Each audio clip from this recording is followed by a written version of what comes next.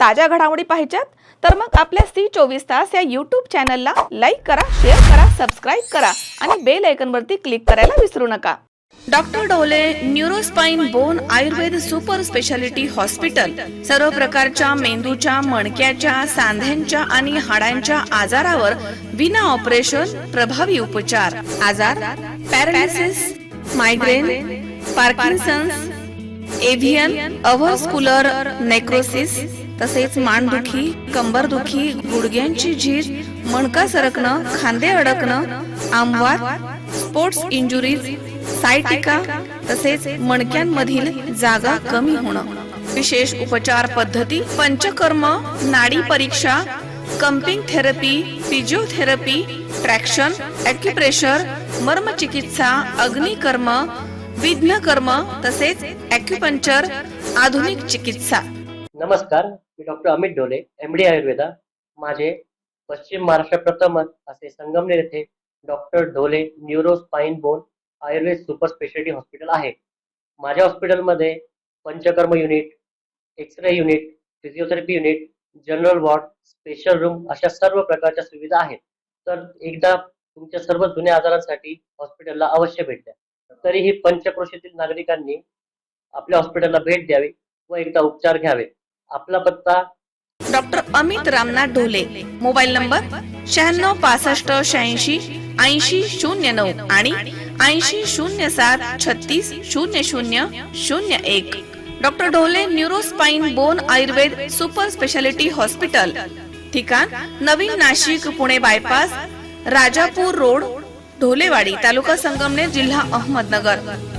संपर्क 8261967624। महायुती सरकार सत्तेवरती कसे आले, त्यांनी कोणते फंडे वापरले, पक्ष कसे फोडले, चुकीचे निकाल कसे दिले हे सर्वांनाच माहिती आहे। आज महाराष्ट्रामध्ये गुंडांना आणि वाचाळवीरांना सरकारकडनं एक प्रकारे मुभास दिली जाते।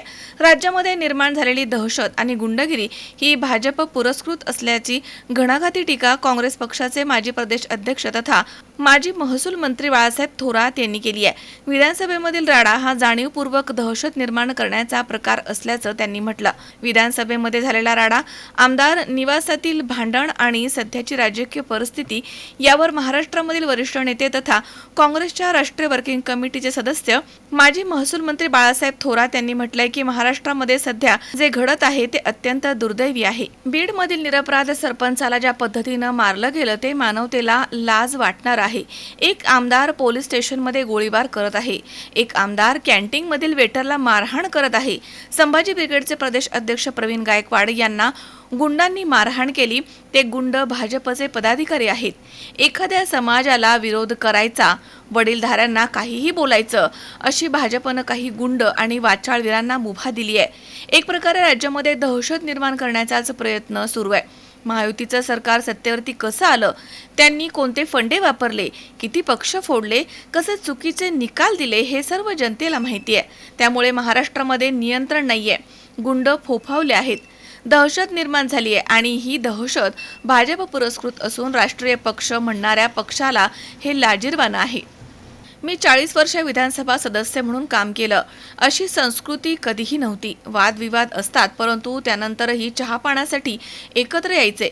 परंतु सध्या गुंड विधानसभेमध्ये येत आहेत, मारहाण करतायत। त्या गुंडांना संरक्षण दिलं जातं, मारहाण करणाऱ्याला संरक्षण आणि मार खाणाऱ्याला मात्र शिक्षा। हा काय प्रकार आहे हे जनतेनं वेळीच ओळखलं पाहिजे।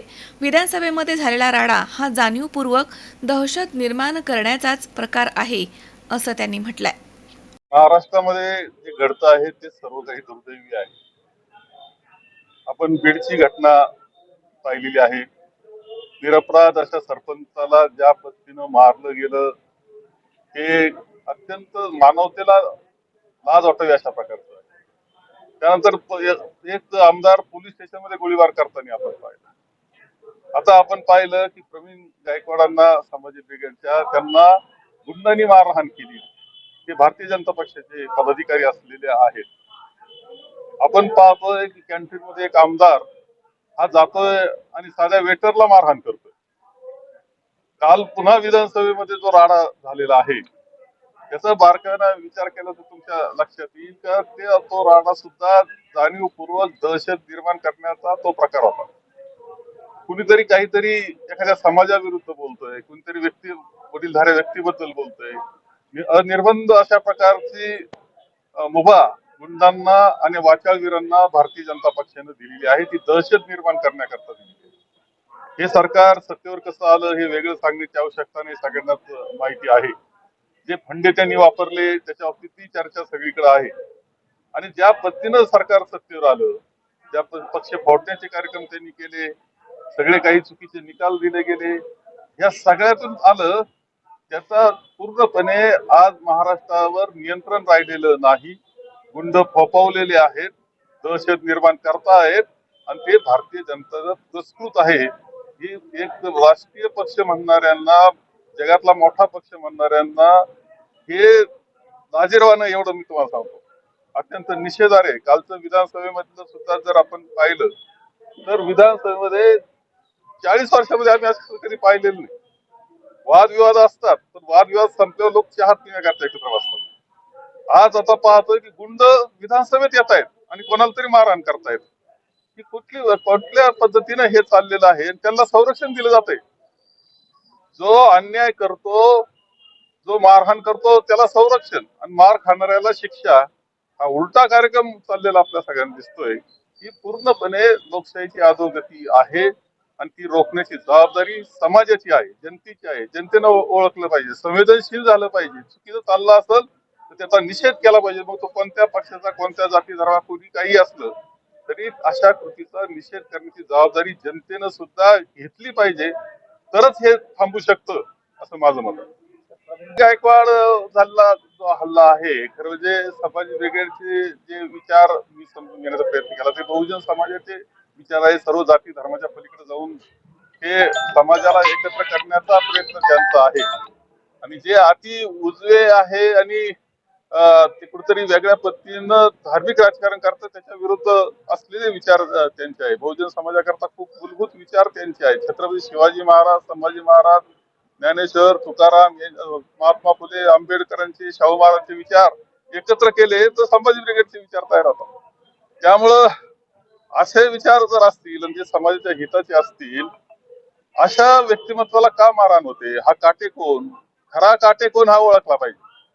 हा काटेकोन गुंडाळ आहे, त्याच्यावर अनेक केसेस आहे, खुनाचे आरोप आहे, त्याला पद दिलं जातं, पदाधिकारी केलं जातं आणि त्याला असं सोडलं जातंय. हे महाराष्ट्रामध्ये दहशतीचं राजकारण सुरू करण्याचा हा चाललेला प्रयत्न आहे.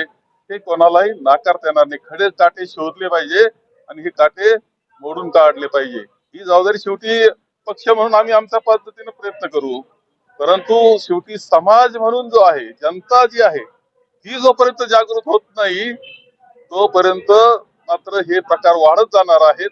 आम्ही आमच्या पद्धतीने करू प्रयत्न, आम्ही त्याच्यामध्ये पूर्ण काळजी घेऊ, प्रयत्न करू, सगळी धडपड करू. परंतु माझं मत असं आहे की या बाबतीत संवेदनशीलता ही जनतेमध्ये निर्माण होणं अत्यंत आवश्यक आहे. असं आहे की सध्या असं एक धर्माचं नाव घेऊन राजकारण करायचा सोपा फंडा सापडलेला आहे त्यांना.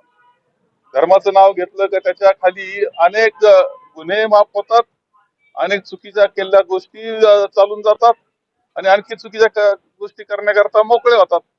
अनेक आश्वासनं निवडणुकीच्या काळामध्ये तुम्ही दिले.